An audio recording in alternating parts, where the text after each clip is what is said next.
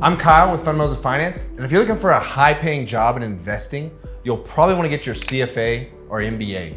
In this video, I'll compare each in terms of which jobs they're best for, how hard they are to obtain, when in your career you should take them, and how much they cost. So let's get started.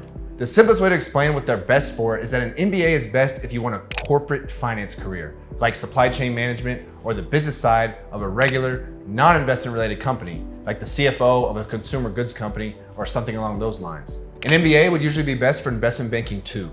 The CFA is usually better for pure investment or investment related careers. Let me explain. An MBA, or Masters of Business Administration, teaches you how to be in the administration, aka upper management, of a business. The number one reason to get an MBA is actually not what you learn though, it's the networking. That's only if you go to one of the top 10 or so MBA programs. The value of an MBA is drastically higher if it comes from a top school like Harvard or Chicago Booth versus the other 98% of schools. There are two reasons for that. The first, which I already mentioned, is networking. The unfortunate part of the business world is that connections are really important to propel your career at the early stages. If you go to Harvard, you'll be with a bunch of rich and well-connected kids of CEOs and celebrities. If you go to some random school, you won't, even if it's pretty good, but not quite at the top. And those connections can really prepare your career from the get-go. The other reason is that big investment companies typically only recruit from the top schools. MBA programs will usually have job fairs where you can go around and meet representatives of a bunch of big companies for internships and jobs after you graduate. The recruiters for the best jobs will usually only go to the best schools. So whether you're interested in an investment career or corporate finance career, the real value of an MBA isn't necessarily what you learn in it, it's the connections and the recruiting. And those are a lot more valuable from a top school than they are from the rest. On the contrary, what you actually learn in the CFA is very valuable in the investment business. CFA stands for Chartered Financial Analyst, and it's the highest level of education you can get in investing. In my opinion, nothing else even comes close. I describe it as basically like a PhD in investing, but we'll get to why when we discuss the requirements. The CFA is more niche and deeper than the MBA. It might not be that useful in managing a random business, but it will teach you basically everything there is to learn about investing from all angles. Economics, ethics, how to analyze balance sheets and income statements to come up with how much a company is worth, how to value various types of bonds and alternative investments like private companies, real estate, and hedge funds, behavioral finance, currencies, derivatives, how to manage an investment portfolio for an individual, how to manage an investment portfolio for a corporation or for a foundation or pretty much anyone else, technical analysis, and other quantitative methods used in investing, and much, much more. If you have or want an investment career, whether it's as a portfolio manager, analyst, financial advisor, or something related to those, the CFA will help you a ton. Outside of the investment industry, not many people know what it is, but it is widely known within the industry, and when people see that you have it, it tells them two things. First, you really know your stuff, and second, you're an extremely dedicated and hard worker because you have to be to earn it. That brings us to what it takes to get an MBA versus a CFA. For an MBA, you have to finish your 4-year college degree and take the GMAT. It's fairly easy to get an MBA, but to get a really valuable MBA, you need to get into one of the top schools. If daddy isn't a big donor or influential politician, then the most obvious way to do that is by getting really good grades in college and scoring high on your GMAT.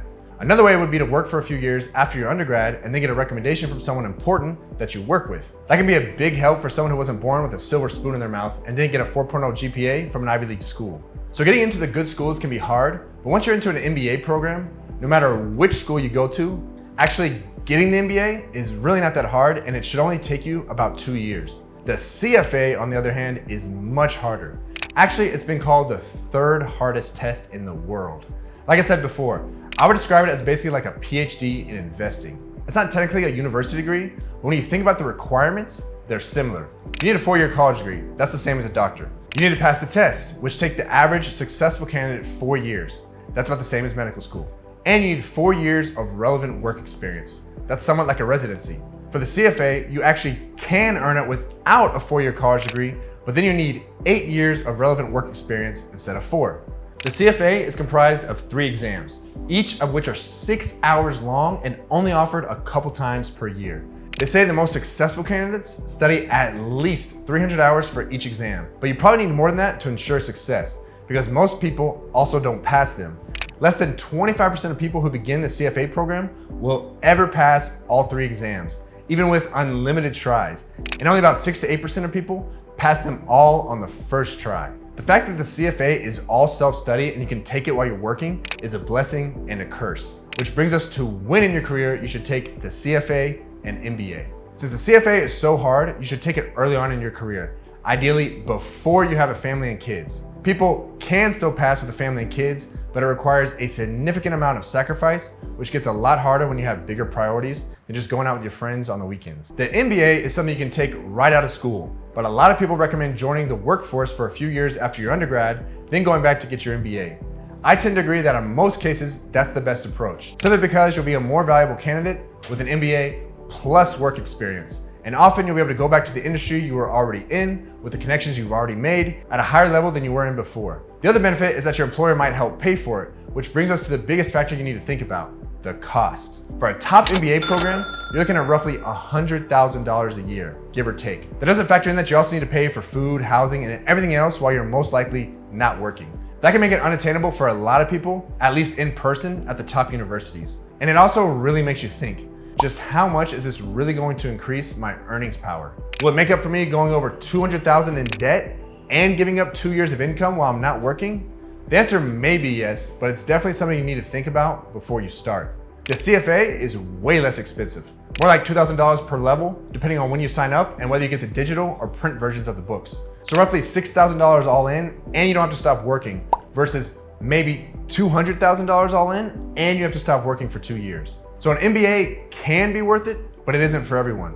The CFA is almost always worth the money, but the main thing people need to think about with that is the time. Do you really know you want it, and are you prepared to make the necessary sacrifices to get it? If so, I say definitely go for it. If not, I say don't, because odds are you'll quit and then have wasted hundreds of hours of your time. So to sum it all up, let's look at a side-by-side comparison of the MBA versus the CFA. The MBA is better for corporate finance or investment banking, while the CFA is better for investment-related jobs, and the MBA is a lot more valuable if you can get into one of the top programs, whereas the CFA is valuable for anyone who can pass it, or even someone who had just passed the first level or two. The CFA is much harder, although simply getting into the top MBA programs can be challenging if you don't have connections. You should take both when you're young, but specifically the MBA is best a couple of years after you finish your undergrad degree, and the CFA is best anytime before you have a family. The biggest difference is in cost, which can be over $200,000 for a top tier MBA versus only about $6,000 to $8,000 for the CFA, depending on how long you take to pass. If you're interested in breaking into this industry or just learning more about it, in the coming weeks, I'll be putting out a whole series on key jobs in the investment industry like financial advisor, investment banking, analyst, or portfolio manager, and wholesaler, the $500,000 a year job you probably never heard of. I'll be diving into what they do, how much they make, what their lifestyle is like, what their career progression can be, and how you can break into the business. So be sure to hit that like button and that subscribe button so you don't miss a beat. And if you really want to learn how to invest, check out the link below in the description called the 9 habits that will make you a more successful investor. Thank you for watching, and I will see you in the next video.